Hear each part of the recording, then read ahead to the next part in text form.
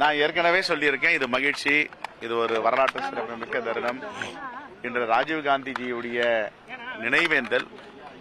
நினைவேந்தலில் கலந்து கொண்டு இப்போது பதவியேற்பு விழாவிற்கு வந்திருக்கிறோம்.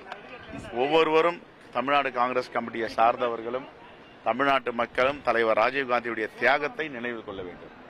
எதற்காக இந்த தியாகம் நடந்தது, அவர் எப்படி இந்தியாவுடைய பெருமைகளை தலைநிமிர வைத்தார், விஞ்ஞான யுக புரட்சி ஆகட்டும், பஞ்சாயத்து ராஜ் சட்டமாகட்டும், நகர்பாலிகா சட்டமாகட்டும், அமெரிக்கா ஒருபோதும் இந்தியாவை அடிபணிய வைக்க முயற்சிக்கவில்லை என்றால் அதற்கு காரணம் ராஜீவ்காந்தி அவர்கள்.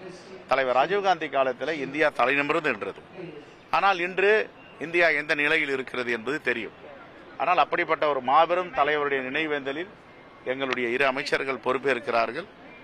ஆகவே மக்களுக்கும் எங்களுடைய கட்சியை சார்ந்த தோழர்களுக்கும் அவர்கள் கடுமையாக உழைப்பார்கள். 2 திராவிட கட்சிகள் செய்யாததை தமிழக வெற்றி கழகம் என்று கொடுத்திருக்கு காங்கிரஸ்க்கு, எப்படி பாக்குறீங்க? வரவேற்கிறோம், மகிழ்ச்சி அடைகிறோம்.